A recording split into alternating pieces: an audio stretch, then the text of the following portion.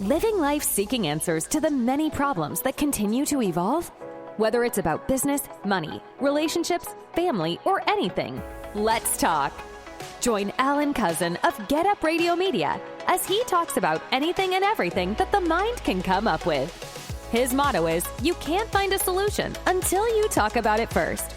Ready to be informed about life and feel positive daily? Then come listen to Let's Talk with Alan Cousin and get up as a positive new you.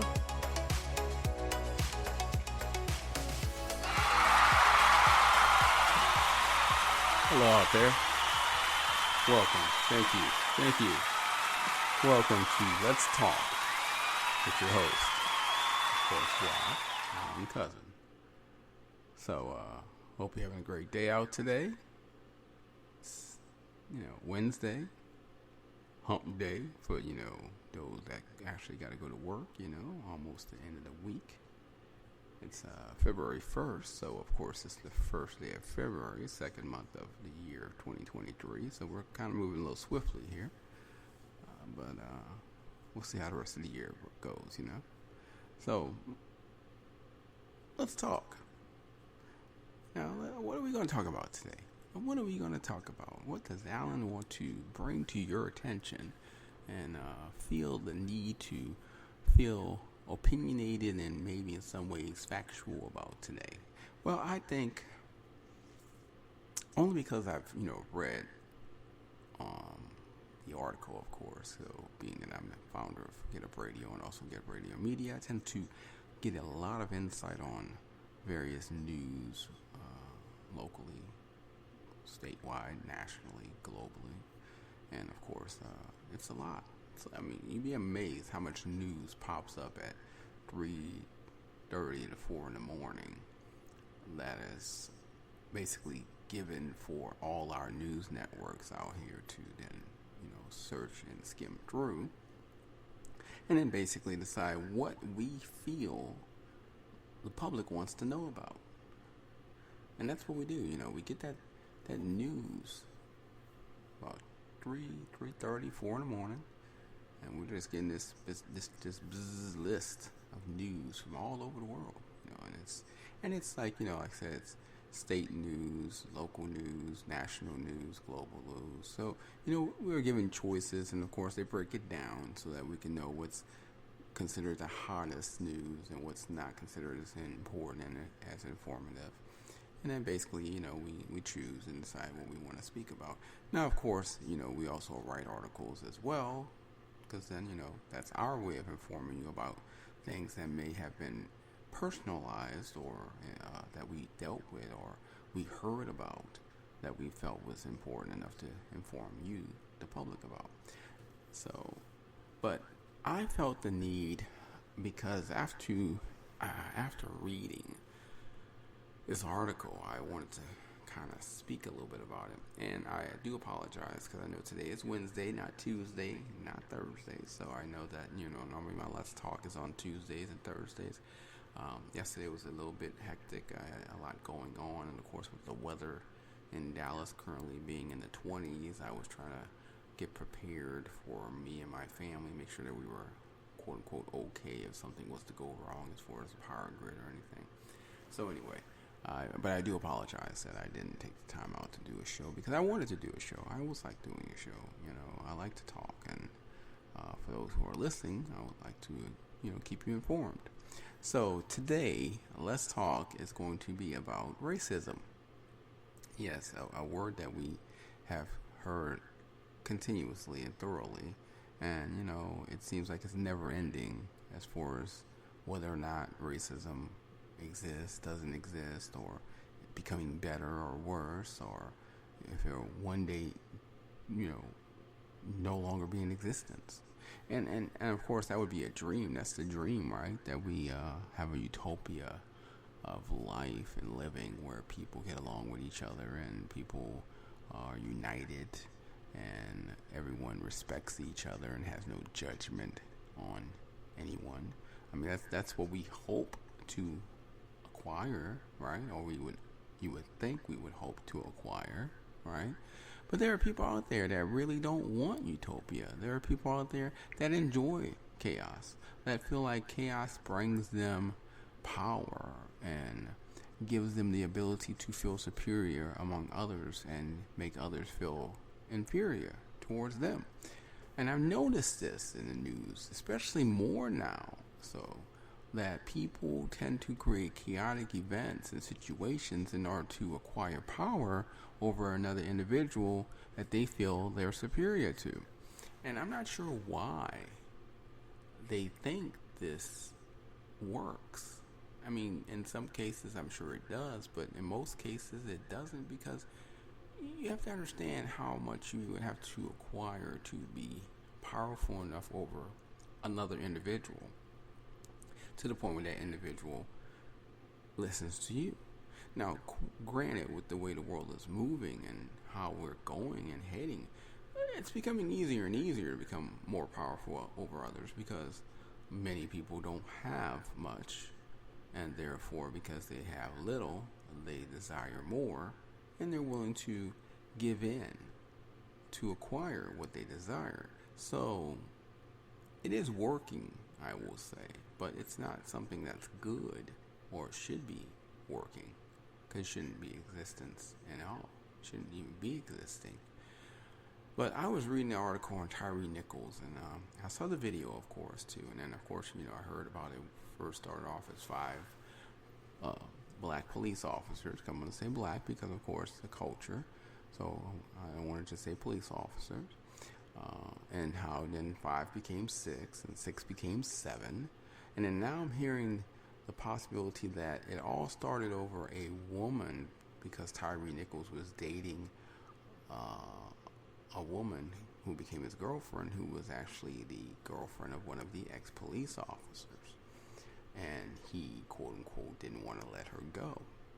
So that's where it's heading so far. Now, of course, we're trying to get confirmation on that. Of course, even my own reporters, I'm trying to have them call to try to get in touch with the individual to see if this is truly the purpose and meaningful start of what turned out to have Tyre Nichols beaten to death and die 3 hours after getting to the hospital.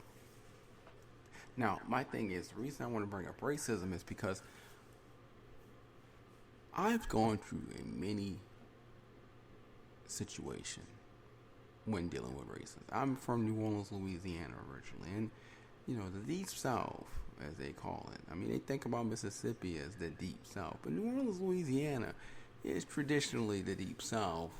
And when it comes to racism, it's very well known for still having racism to this day. I mean, you have to remember the flea market there in New Orleans, which originally was the slave market, where individuals would actually be brought on ships from all over the world, or even traveled by wagon and brought to this one particular market in New Orleans and sold, because people, had the ability of meeting all in that one area, because it was easy to get to by ship as well as by walking and by wagon and horse. So, New Orleans was known as one of the most popular slave ports. And, it's not a thing we're proud of course. It's just factual, because historically that's what happened. Now, the thing is, because of that situation and because of the Civil War as well, a lot of people in New Orleans still don't get respected properly. A lot of black people in New Orleans don't get respected properly. A lot of black people in New Orleans are still treated like they're property, or like they're undeserving of respect, and are always being judged, or stereotyped, as they say. And I know, because there were many times that I was judged or stereotyped without even trying to be. I recall the time that I was 16 years old and I was looking for a job. And, back then, you didn't have Indeed, you didn't have Monster.com, you had applications, and you fill out an application, and then you had to go for a phone interview or in-person interview, and then you got hired or didn't. So I remember I applied for this job. I applied for this job at Foot Locker on Canal Street, never forget. And I was like, Foot Locker on Canal Street, I mean, I'm good at sales because, of course, I had my own business back at 14. So I was always good about selling things and persuading people to buy stuff. So I said, this would be a great job for me, right? Plus, on Canal Street is easy to get to because I can take a bus from my home in the east that'll get me downtown. So everything looked good. So I fill out the application, put down the information, which, like I said, I have my own business, so they helped me with some sales experience. And sure enough, about a couple of days later, I get a phone call. And I'm told, Mr. Cousin, after looking at your application, we feel like you are qualified and deserving of starting a position at Foot Locker as a sales rep. And we would like to hire you. Come in today, and or tomorrow actually, come in tomorrow and ask for this individual who will then give you a full understanding of your position and give you a shirt and let you know your time and schedule so you can start. And I'm like, wow, well, congrats, thank you so much. I really appreciate the opportunity and the offer, and I look forward to seeing the individual tomorrow. So of course tomorrow comes, and I of course take the bus, go all the way downtown, go find the Foot Locker on Canal Street. I go inside, I see the manager, and the manager's like, yes, how can I help you? And I said, yeah, my name is Alan Cousin. I was informed that I was hired for this particular store location, and I'm supposed to speak to so-and-so and let him know that I'm here. And so I could basically get my schedule and when I'm going to start the job, as far as coming in. And the gentleman said, what's your name again? I said, Alan Cousin. He said, okay, one moment. Let me go in the back. Let me go see what I can find out. I said, sure, no problem. So, of course, he goes in the back. I wait a few minutes. He comes back out, says, I'm so sorry, Alan. I'm not sure what happened. There was a misunderstanding. You were not hired for the job, and basically they're still looking. But if they feel you're qualified, they will call you back to hire you. I said, well, I'm so sorry, but I distinctly recall that they said that I was hired, I was qualified, and to come today specifically and speak to this individual because I needed to make sure and get my uniform and most likely would start the next day and need to get my schedule. So I'm a bit confused. So can you please check again? Because maybe if you get the manager and the manager's name was so-and-so, and I'm not saying it because, of course, I don't want to give out names, but the manager's name was so-and-so, let me speak to them, and he probably can explain this to you. So finally, because I wasn't leaving, of course, the manager said, okay, here's the deal. I'm that person. I'm the one that called you yesterday and told you were offered the job and to come out here and that you were going to start, but I thought you were white. I didn't think you were black. So I'm sorry. I thought you were white, and I hired you because you sounded white. So I do apologize, but I'm not trying to hire any blacks for my store. So yeah, you're not hired. You can leave now, okay, and just go apply somewhere else, and good luck. So imagine this. Imagine that you are 16 years old, and it's 16 years old from 1973 to about 1989, years 1989, and you're told that you were hired, but now you're told because of the color of your skin that you're not hired anymore. And nobody explains to you that the color of your skin would prohibit you from such things as getting a job or getting a car or getting a house or getting credit cards or getting a promotion or getting certain interest rates when you borrow money for loans. Nobody explained that to you. Nobody told you, oh, by the way, because you have a little bit of a darker skin complexion, these are some of the things you may run into while you grew up in life. It would have been great if they did, because my parents didn't even do that. My parents just simply said, well, don't worry about that, just move on, but just don't rock the boat. No need to rock the boat, because you don't want to cause any problems or trouble. Just be very calm about it, and if something happens, just walk away from it and don't try to cause any problems. That's what I was told, and I was not that individual that felt like that was the appropriate decision to make all the time. There were times I felt like I needed to move forward. I needed to push back. I needed to explain myself. I needed to not just give in, and I needed to question the movements and decisions and judgments that were placed upon me so that those decisions and judgments could be changed and possibly improved upon, not only for me, but for others after me. So I was not the quiet child, as they say. And I mean, I recall there were many times that I discovered that the color of my skin stopped me from getting into certain restaurants or getting seated at certain places or getting to go into certain establishments. And it's a bit upsetting as you grow older because you feel like, okay, well, this has to change, right? I mean, as we get, years pass, life has to get better, right? You just can't keep having the same thing over and over again because, we are human beings. We are by far, as stated, that is, intelligent and understanding and knowing how knowledgeable we are, that we improve our intelligence yearly, if not daily. That's what we're informed at least. But I can't really agree with that, and I have to beg to differ because if we were so intelligent, then why is it we still have sexism, racism, and fascism in place? And it's not getting better. It's only getting worse. I shouldn't have to walk in a mall and have people run to pick up their kids because I'm about to pass them. Or have people tell me that I'm not hired or I can't get the promotion because of the color of my skin.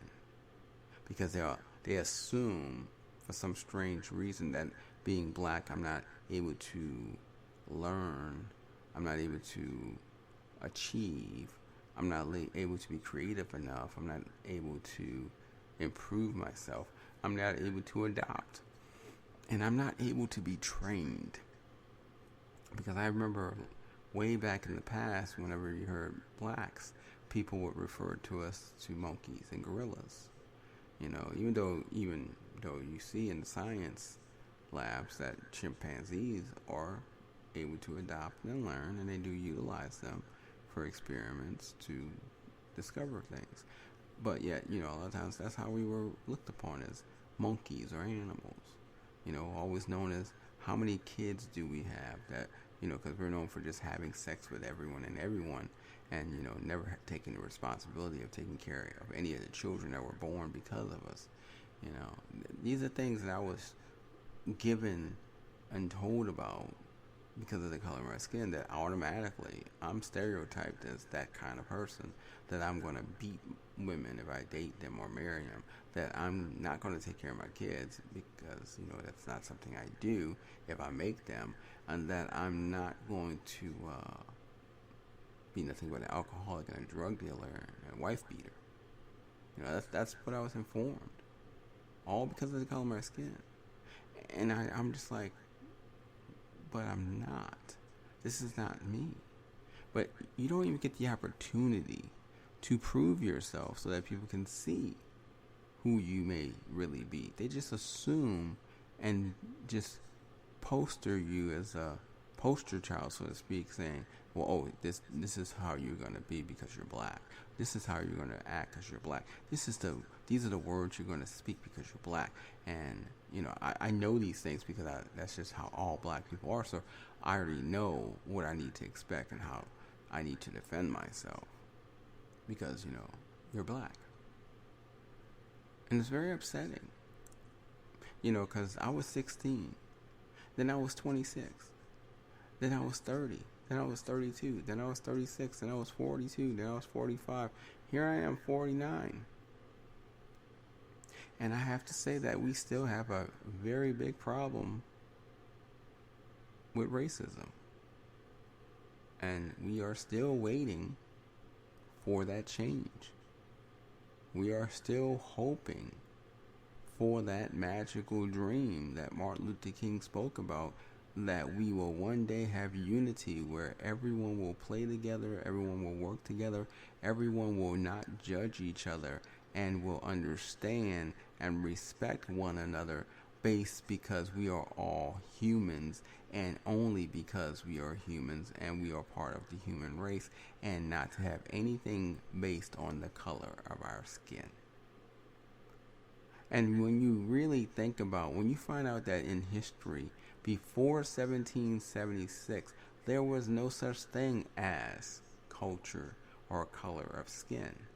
It was only then that they created it so they can keep track of various cultures and see how they were living and where they lived and who they lived with, so that they can determine what part of land would be priced lower compared to what part of land would be priced higher, so that the land of the blacks would not do as well and would not achieve as much, but the land of the whites would do prosperous and do very well and achieve much more.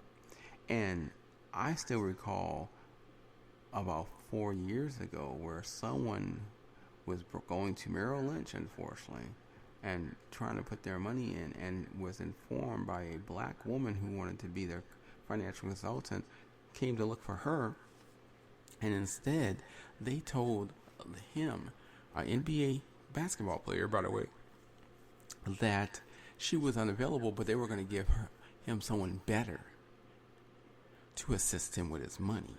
And though he was bringing in millions of dollars to invest, the individual actually was giving him the worst stocks to invest in, so that he can lose some of his money and not make as much, instead of progressing him with better stocks, which with the amount of money he was putting in would have done very well for him and fared out where he would have made a lot of profit. And it still amazes me that even though this individual was doing well for himself, was even known throughout the United States because he was an NBA basketball player, that he would still be treated differently and negatively simply because of the color of his skin. It confuses me. It really confuses me. It boggles my mind. It outrages me that we have to still deal with something as simple as judging someone because of the color of their skin. I never forget when I was dating my newest girlfriend. Her mother was upset because, of course, the age difference, because I was older than her. But there's plenty of people out there nowadays that, date, and the age difference are very, very much widespread. But the first question she asked her was, how many kids does he have? And that was very, very, to me, racist, even though my girlfriend said it was not racist and felt like it was condoned as such. And even the mother was like, oh, I'm not being racist, but I'm sorry. When you find out your daughter's dating an older man, but an older black man, and the first question comes out of your mouth is, how many kids does he have? Why would you even say that? Because just because I'm older doesn't refer that I'm going to have kids. And because I'm black doesn't mean I'm just going to go ahead and have sex with every woman possible and, have kids. And I don't have any kids. I have not one child. I know for a fact that I have no kids, because I was not one to propagate myself upon all these women and have sex. And that upset me.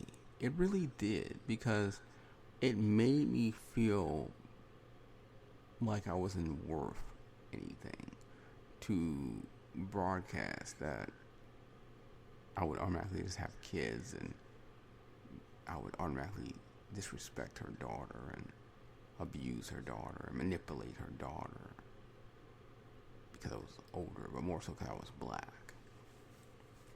Where there's plenty of white men out there doing the same thing and not being questioned at all. I mean, if you want to really just go there, let's talk about Hugh Hefner. How many people out there love Hugh Hefner? Hugh Hefner was the owner of Playboy. Hugh Hefner had 3 girlfriends, 3 wives actually. But he was girlfriend. And I don't see a lot of people saying, "Oh my God, that Hugh Hefner, we need to get rid of him. We need to cast him. Don't buy anything from his product or business." No. People admired Hugh Hefner. People loved Hugh Hefner.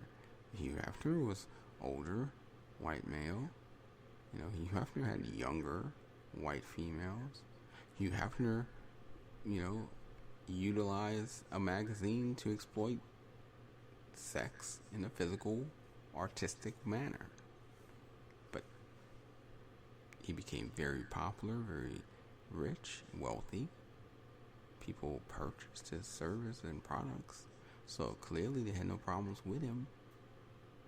But yet if a black man does the same thing, there's a problem. Black men can't do that. Black man shouldn't date anyone young because he's going to manipulate him. Black man shouldn't have more than one woman because he's just going to have sex with all of them, have kids, and then not take care of them and not be responsible. I mean, who came up with this?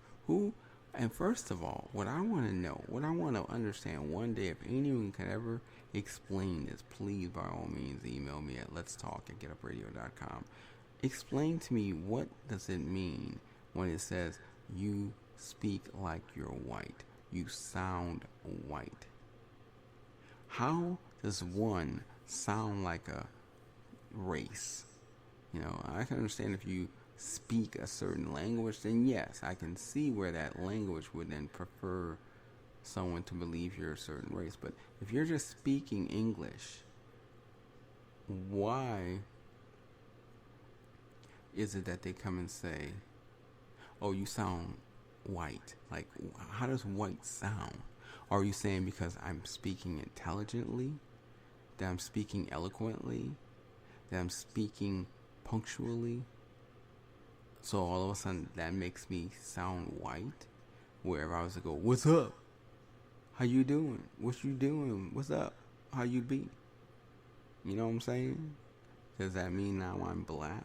Because now I'm speaking inappropriately and not utilizing the correct verbs and adjectives and pronouns? I never forget, I was in my job one day and this guy, I'm just going to call him Jay. Jay comes up and tells me, oh, you can't speak like that, Alan.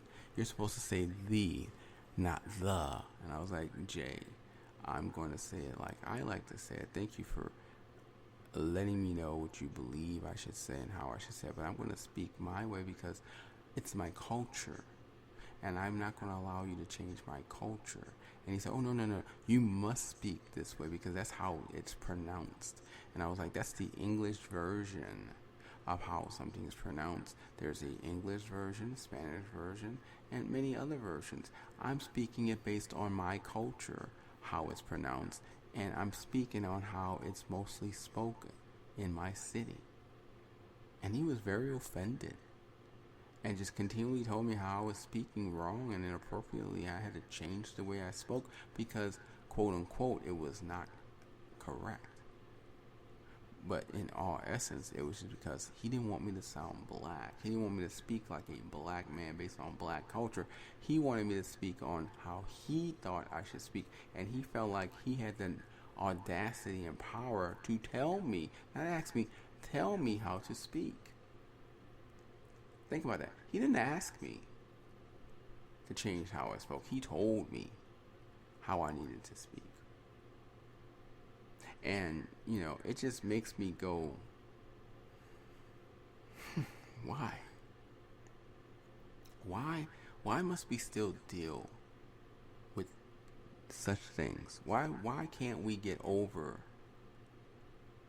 this racism and sexism for women, of course, because women are highly disrespected and utilized as property as well and objectified, which I don't believe in as well. So, but I'm just saying, because it's about racism.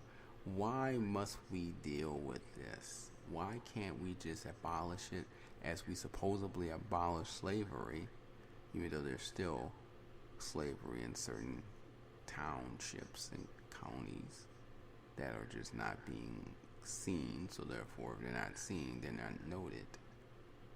But why can't we just allow everyone the freedom to do well and the freedom to try to improve themselves and to better themselves and to reward themselves and to enjoy the rewards that are brought to them for the work that they perform so that they may enjoy life to its fullest? Why can't we do that? Why can't that be allowed? because clearly it's not. Because there's still jobs that I can't get, even though I have the education, even though I have the knowledge, even though I have the experience, but I'm still not getting the job simply because they say I'm not qualified, but can't explain how I'm not qualified. Because it's basically simply because I'm black. And yes, they are changing things now because, granted, when Trump became president, it opened up a whole bucket of, oh my God, and made people see a lot of the reality that existed in our United States of America.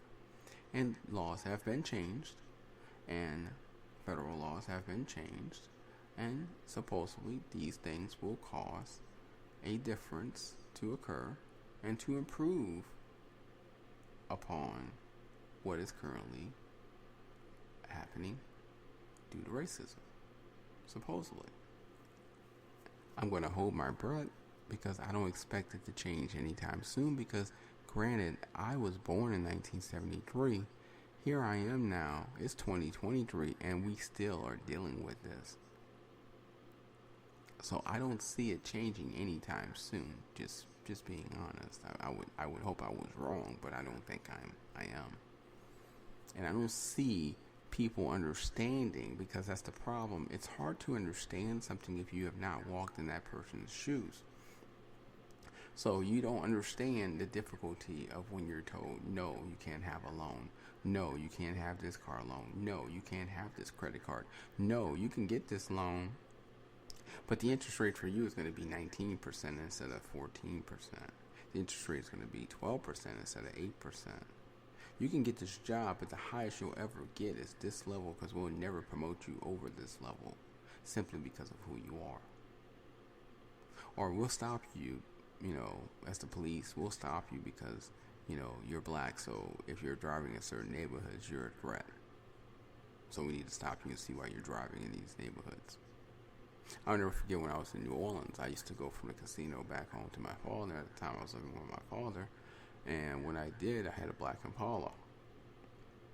And I used to have a hoodie on because I had no heat in my black Impala. So basically, when I was driving home, it was cold. I needed to have something keep me warm. So I had my nice hoodie because, of course, I had no heat. And I would get stopped at least 3 out of the 7 days, or every weekend, I would say, every weekend almost, if not every other weekend, by the same police officer who always thought that I was going to cause some kind of problem, or that I was not supposed to be in this neighborhood because it was a very high class neighborhood and I was a black individual driving a Chevrolet Impala, so therefore I didn't belong there.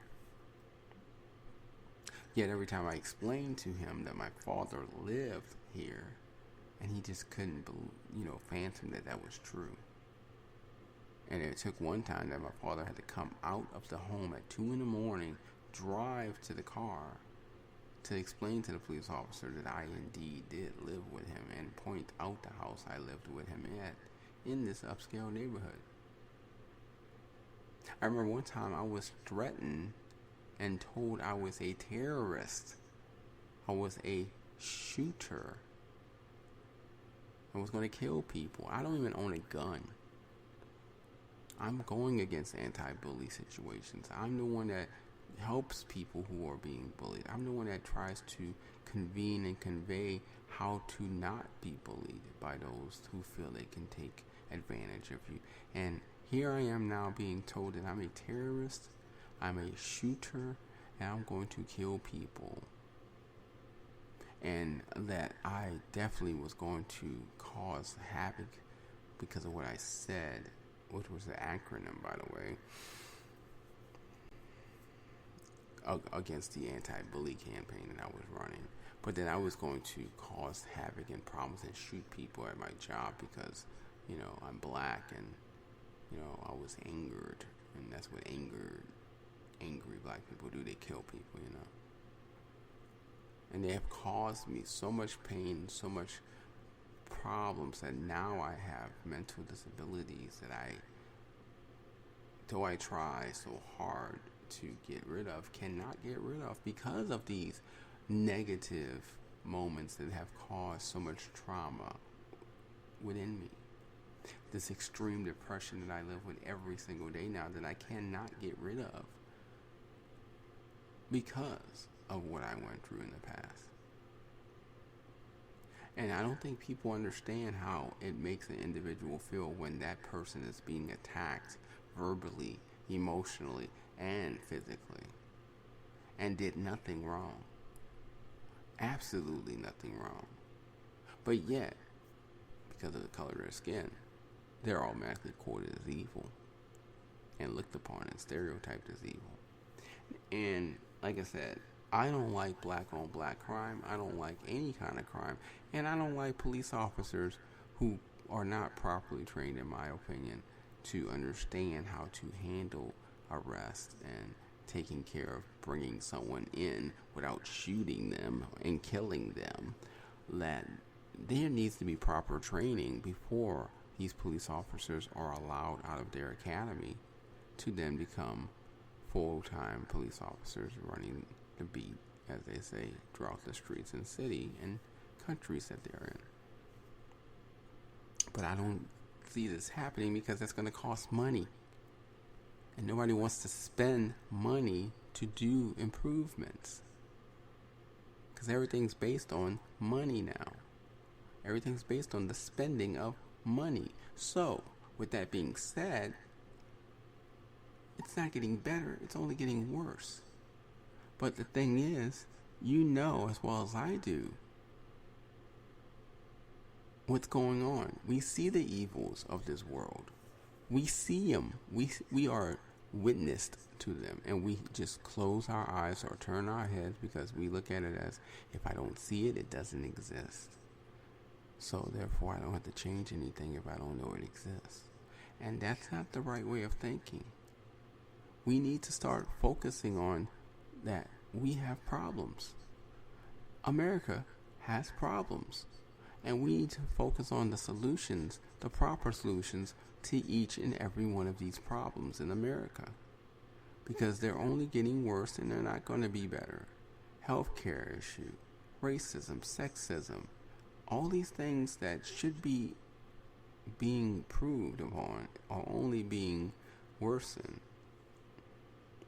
because the country is so corrupted that it doesn't know how to be good anymore.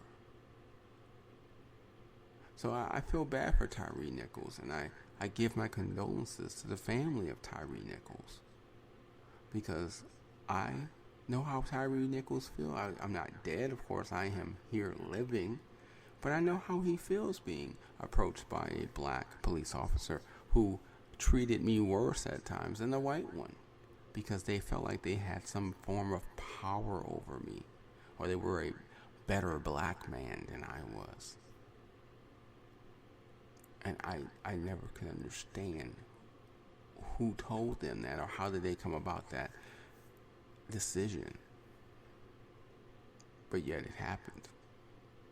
And yet here I was, going through racism as an adult, being bullied as an adult, and literally being told I have no future because I'm black, so I'm not allowed such futures that I was looking forward to or looking towards having. I mean, when are we going to wake up, America? When are we going to listen? When are we going to stand up and do something about it? Because we see it. Many of us see it. But do we do anything about it? Are we willing to do anything about it? Because it seems to me like the answer is currently no. Or there's not enough of us wanting to do anything about it. There are some out there, and I applaud those that want to do something about it. But you're very much the minority right now, and not the majority. And it's unfortunate, because it needs to change. Because sooner or later, our future is going to get to the point where we might actually eradicate ourselves because of the negativity that we are causing upon each other. Because sooner or later, we may not want to be patient enough to hold back and not allow our thoughts to become actions. That's what people don't think about when they harass black people. They don't think about how we can become angry, and we might not take it to the point where we can be humble and walk away, and how we can just become angry and let our actions speak louder than our words. Because many of us are humble. Many of us try to be sensitive, where we have to explain to our own children, if we have any, when you're black, this is how you have to act when a police officer stops you. I shouldn't have to do that. No one should have to do that, when they have to explain to their kids, this is how you should act, because when you are pulled over by a police officer, you are going to be treated differently. I remember back in the day when the police had to protect and to serve on their vehicles. You notice now they don't have that. I wonder why. I mean, that's what police officers were, law enforcement, right? Enforce the law, but protect and serve the individuals that you live within the same residences of. Now, no, there's no such thing as to protect and serve. Why did you take it away? What meaning caused you to feel that you had to take that away? Because that didn't make you look any better. It only made police officers look worse. I'll never forget when I was a deputy sheriff, I actually saw a person being beaten by one of my commanding officers because he had a bad day at work. So he took it out on this federal inmate because he said, well, he's just simply federal property now. And I was like, but isn't that wrong? And he said, Mr. Cousin, you saw nothing. So what are you talking about? I said, no, I just saw you beat up this inmate because you just felt the need to do so. He said, no, you thought you did, but you didn't see anything. What you need to do is go back and do your job, and I'm going to bring this inmate back to their cell, and I'm going to bring them to the nurse to see if they can take care of the damages that they have caused themselves when they fell down on the floor by themselves. And I'll never forget that. I'll never forget how I was told what I didn't see, and I was told how I was going to react, and I was told that if I didn't, I was going to lose my job. So I know for a fact, being that I was in law enforcement for a short term, that I know it exists, and I know what goes on, and I know it's worse than what you think it is. It's far worse than what you think it is. And there are not enough good guys able to stop the bad guys. Which means it's only going to get worse. And that's a scary thought. But all I can say is that I pray every day that it does improve, that it does get better, and that I hope that you out there use your knowledge as power, because important information can help you through many things, and knowledge is power. Knowing much can protect you, save you, and also empower you to become better than those that attack you. Because you don't need to always use your fist to defeat someone. You can use your mind, and sometimes it could do it just as much quicker and actually faster and worse. But I know it's difficult. We have a lot going on, and then we're adding racism to that. It's a shame. But like I said, maybe one day it will change. Maybe one day when I go to a Martin Luther King street in a city, I won't see that street having the worst crime and the poorest homes there. Maybe I'll see it where actually it will be a beautiful community instead. Maybe I'll see where people will not judge me based on the color of my skin anymore, and just simply judge me because I'm human. And look at me as human, as I look at everyone else as human, because that's what they are. We can only hope, right? We can only hope that these things can change, and maybe one day we can connect and be strong enough to work side by side and make it change. And maybe we can try to force a change, because they're trying their best to disband protesting, to disband the opportunity of us uniting to make a change, so that it can only become worse and not ever become better. But we need to stop that. We need to work together. We need to humbly be by each other's side and use our intelligence, use our power in numbers to make differences. Use our right to vote to make changes. Use our pen to write letters so that our government officials who are there for the public will finally work for the public towards improving things and not allowing them to just become worse. We can only hope. And we can pray for a better day. Well, I'm not going to hold you. I think I've spoken enough. And I'm just going to simply say, hopefully, these next 7 years, great changes will come. And I firmly believe, because I believe in a higher power and religion, I believe that great changes will come in the next 7 years. And you will see many changes that you felt would never, ever to occur will occur. And the truth that has been hidden for so long will finally break free for everyone to hear and acknowledge. I mean, there's truths right now that we look at every day and we know are lies, but yet people still promote them. I'm not going to go into that though, but you know what I'm talking about. You know about the truths that you see that are lies up front, but yet are being promoted as truth. So, with that being said, I thank you for listening to me. I thank you for joining me today at Let's Talk. I look forward to talking to you again Thursday on a new topic. Because as I always said, you can't come up with a proper solution until you first talk about the problem. And we all need to start talking about our problems together and work together to finally find a proper solution. Not only for us, but for us, our generation, and the generations to come. I hope you agree with me. And if you do, please spread the word so that we can show it in our actions and our words, and we can improve today's society to a society where humanity actually is actually existing in this place called Earth. Thank you for your time. Have a great day. God bless.